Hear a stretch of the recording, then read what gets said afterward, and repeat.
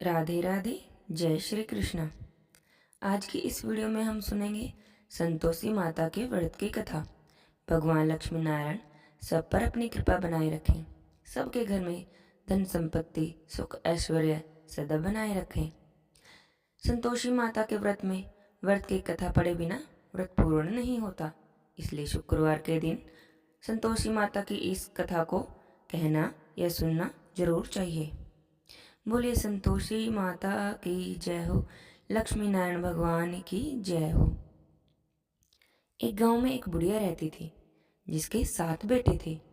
6 बेटे कमाने वाले थे और एक बेटा निकम्मा था। बुढ़िया माँ 6 पुत्रों का झूठा 7वें पुत्र को दे देती।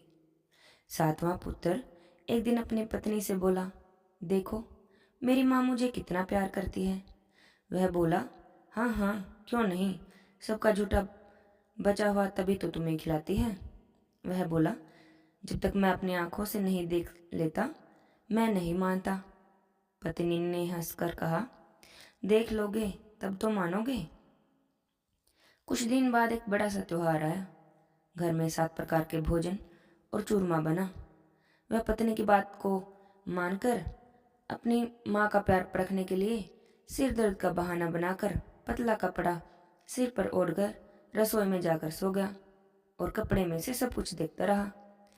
6 भाई आए, भोजन करने बैठ गए तो उनकी माँ ने उनके लिए सुंदर सुंदर आसन बिछाए, 7 प्रकार की रसोई परोसी और बार बार आग्रह कर करके उन्हें भोजन कराती रही। अब वह यह सब लेटा लेटा देखता रहा। जब 6 भाई खाना खाने के बाद उठ गए तब माँ ने उनकी थालियों में से लड्डुओं के टुकड़ों को उठाया और एक लड्डू बना दिया। जूठन साफ करके माँ ने उसे पुकारा, उठ बेटा उठ, तेरे भाइयों ने तो खाना खा लिया, अब तू भी उठकर भोजन कर ले। उसने माँ से कहा, मुझे भोजन नहीं करना, मैं तो परदेश जा रहा हूँ। उसकी माँ कहने लगी, कल जाना हो तो आज ही चला जा। वह बोला, हाँ हाँ जा रहा हूँ। यह कहकर वह भी घर से निकल गया। चलते समय उसे अपनी पत्नी की बात याद आ गई। वह गौशाला में कंडे थाप रही थी। वहां जाकर वह बोला, मेरे पास तो कुछ नहीं है, यह अंगूठी है, सो ले लो और अपनी कोई निशानी भी मुझे दे दो।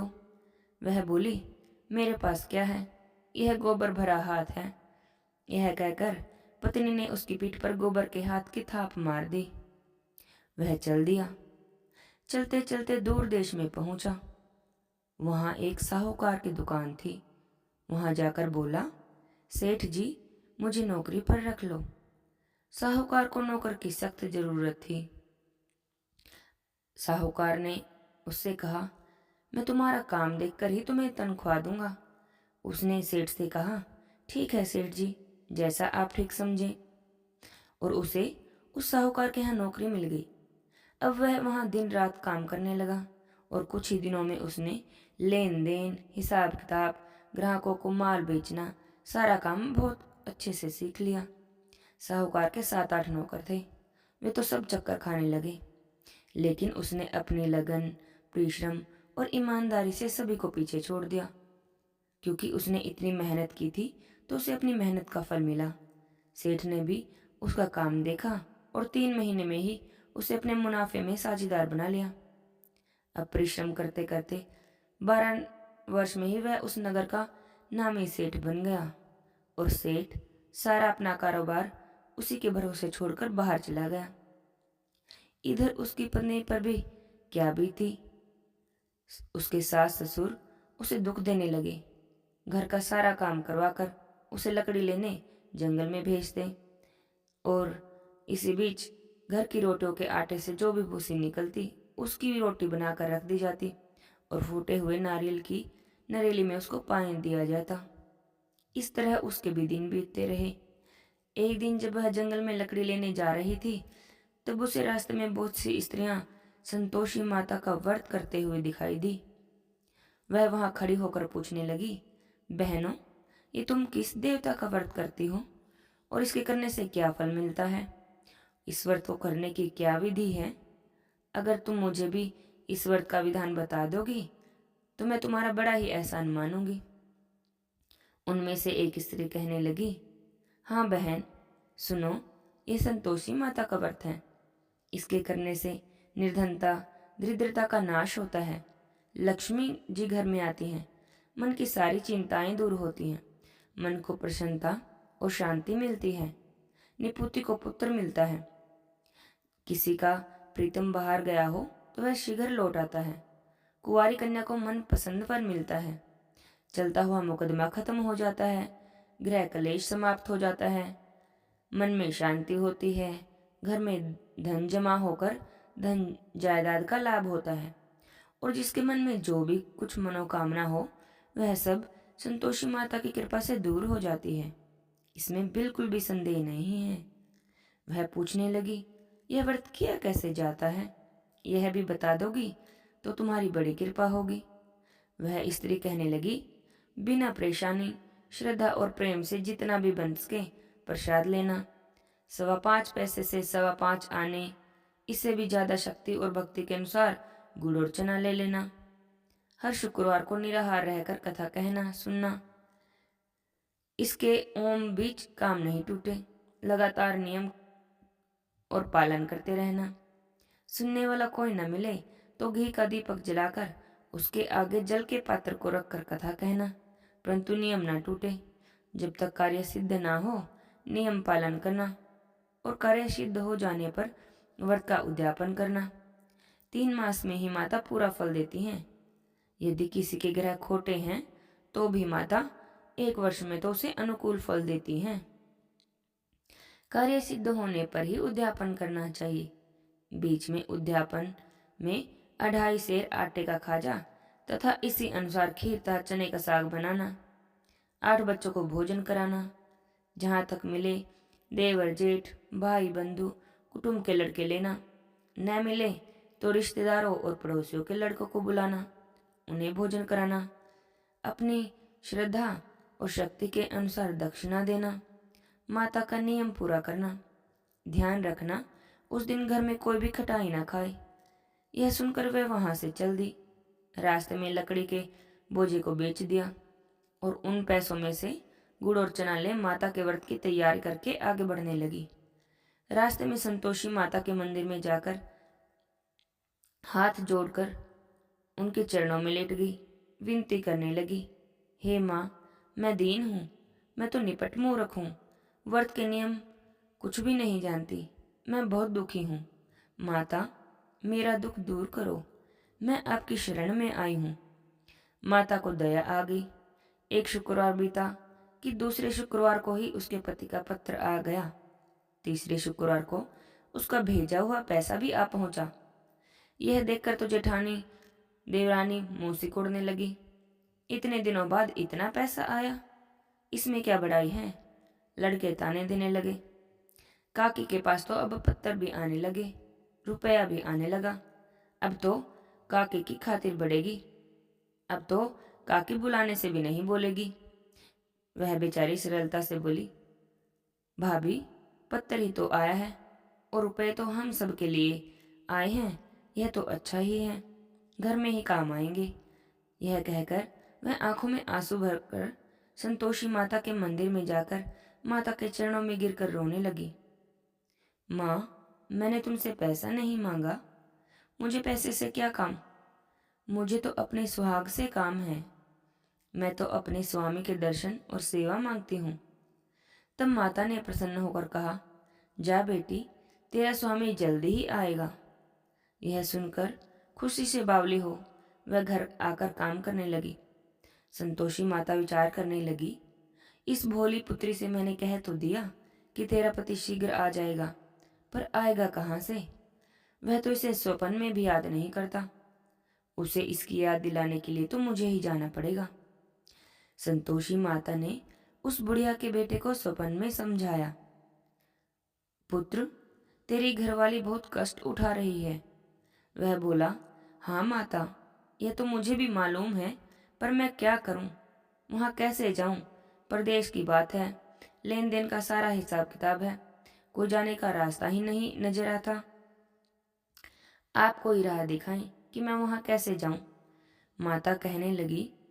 सवेरे नहा धोकर संतोषी माता का नाम लेकर घी का दीपक जला दंडवत कर दुकान पर जाकर बैठ जाना। देखते देखते तेरा सारा लेन देन चुक जाएगा, जमा माल बिक जाएगा, सांझ होते होते धन का ढेर लग जाएगा। वह अगले दिन सुबह जल्दी उठा। उसने अपने मित्र बंधुओं परिचितों से स्वप्न में माता के द्वारा कही गई बातें कह सुनाई। वे सभी उसकी बातें सुनकर उसकी खिल्ली उड़ाने लगे और कहने लगे, कभी सपने भी सच होते हैं क्या? एक बूढ़ा व्यक्ति बहुत समझदार था। वह बोला, देखो भाई, मेरी बात मानो। इस तरह सच या झूठ कहने से बदले देवता ने जैसा कहा है वैसा ही करो, इसमें तुम्हारा क्या जाता है? बूढ़े बाबा की बात मानकर नहा धोकर उसने संतोषी माता को प्रणाम किया। फिर घी का दीपक जलाकर दुकान पर जाकर बैठ गया। शाम तक धन का ढेर लग गया। प्रसन्न होकर वह घर जाने के लिए गहना, कपड़ा व सामान खरीदने लगा। सब काम से निपटकर अपने घर जाने को रवाना हुआ। उधर उसकी पत्नी जंगल में लकड़ी लेने गई। लौटते वक्त थक जाने के कारण संतोषी माता के मंदिर में विश्राम करने बैठ गई। यह तो उसका रोज का ही रुकने का स्थान था। धूल उड़ती देखकर उसने माता से पूछा, हे माता, यह धूल कैसे उड़ रही है? माता कहने लगी, हे पुत्री, तेरा पति आ रहा है। अब तू ऐसा कर, लकड़ियों के 3 बोझ बना। एक नदी के किनारे रख, दूसरा मेरे मंदिर पर और तीसरा अपने सर पर रखकर अपने पति को लकड़ी रख। तेरे पति को लकड़ी का गड्ढा देखकर मोह पैदा हो जाएगा। वह यहाँ रुकेगा, नाश्ता पानी बना खाकर माँ से मिलने जाएगा। तू लकड़ी का बोझ उठाकर जाना। बीच चौक में लकड़ियों का गट्ठा डालकर 3 आवाजें जोर से लगाना। लो सासू जी, लकड़ियों का गट्ठा लो, भूसे की रोटी दो, नारियल के खोपरे में पानी दो। आज कौन मेहमान आया है? संतोषी माता की बातें सुनकर वह कहने लगी, ठीक है माँ। और ऐसा कहकर प्रसन्न मन से उसने लकड़ियों के 3 बोझ बना लिए। एक नदी के तट पर, दूसरा माता के मंदिर में रख दिया। इतने में ही मुसाफिर वहां आ पहुंचा। सूखी लकड़ी देखकर उसे इच्छा हुई कि चलो अब यहीं विश्राम कर लिया जाए और भोजन बना खाकर फिर गांव चले। यह सोचकर वह भोजन कर विश्राम कर अपने गांव में गया। उसी समय बहू सिर पर लकड़ी का गट्ठर लिए आ गई। उसने गट्ठर को आंगन में डाला, जोर से 3 आवाजें दी। लो सासू जी, लकड़ी का गट्ठर लो, भूसे की रोटी दो, नारियल के खोपर में पानी दो। आज कौन मेहमान आया है? यह सुनकर सासू ने अपने दिए हुए कष्टों को भुलाने के लिए कहा, बहू, तू ऐसा क्यों कहती है?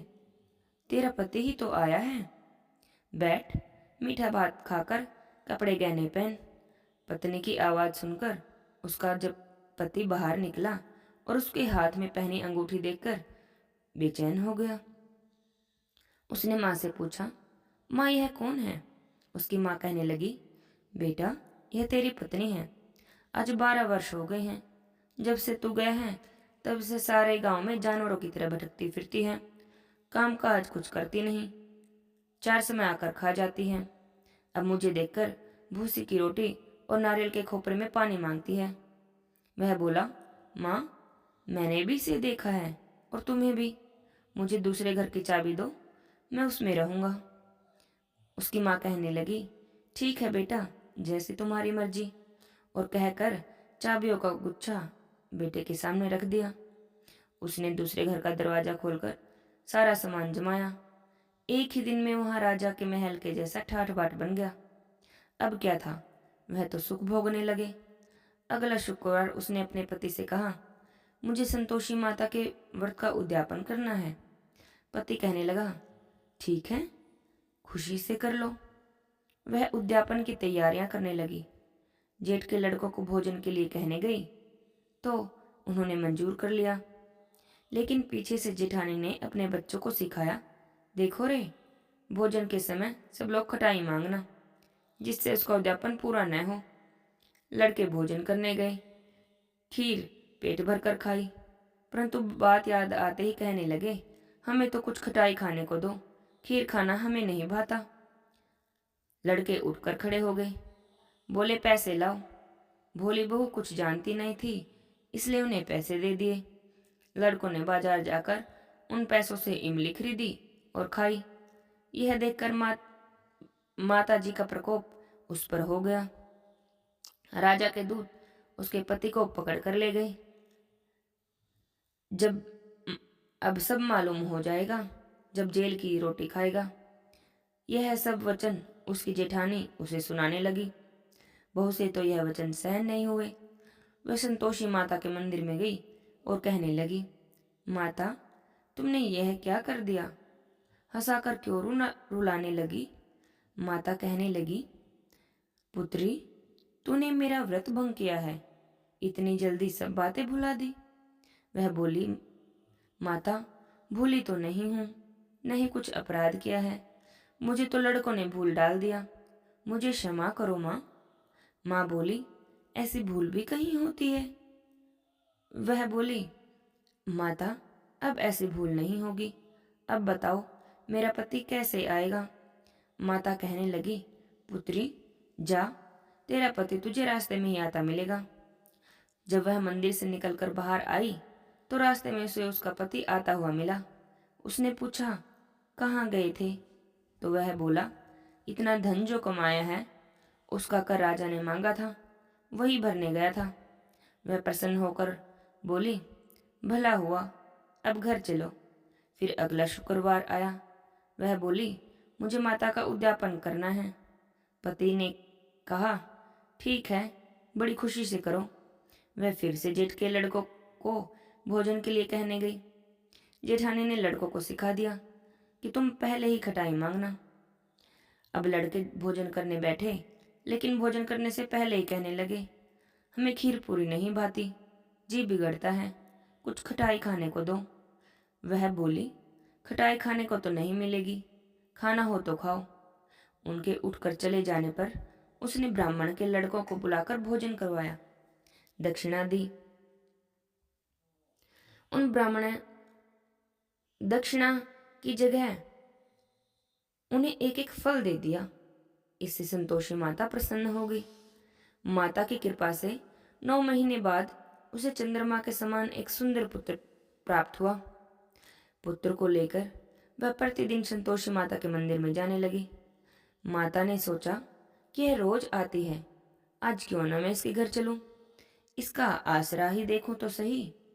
यह सोचकर माता ने एक भयानक रूप बनाया। गुड़ और चने से सना हुआ मुख, ऊपर से मुंड के समान होठ, उस पर मक्खियां भिनभिना रही थी। दहलीज में पैर रखते ही उसकी सास चिल्लाई, देखो रे, कोई चुड़ैल डाकनी चली आ रही है लड़कों, इसे भगाओ, नहीं तो सबको खा जाएगी। बहू रोशनदान से देख रही थी। वह तो प्रसन्न हो उठी, आज मेरी माता मेरे घर आई है। यह कहकर दूध पीते बच्चे को गोद से उतार दिया। इस पर उसकी सास और भी गुस्से में हो गई और बोली, इसको देखो कैसी उतावली हुई जा रही है, जो बच्चे को भी पटक दिया। इतने में माता के प्रताप से जहां देखो लड़के ही लड़के नजर आने लगे।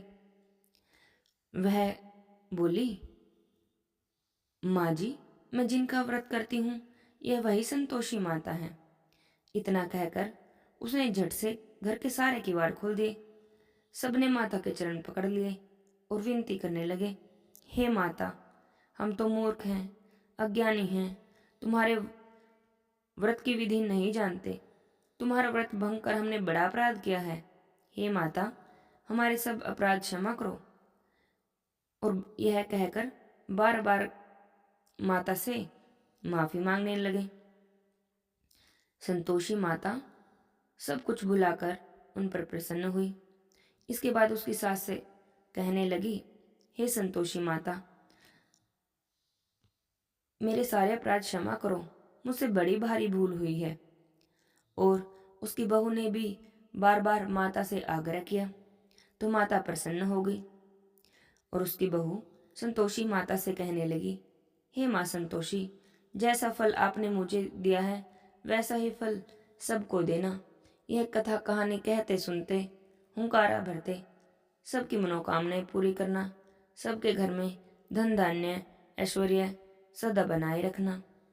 बोले संतोषी माता की जय हो। लक्ष्मी नारायण भगवान की जय हो।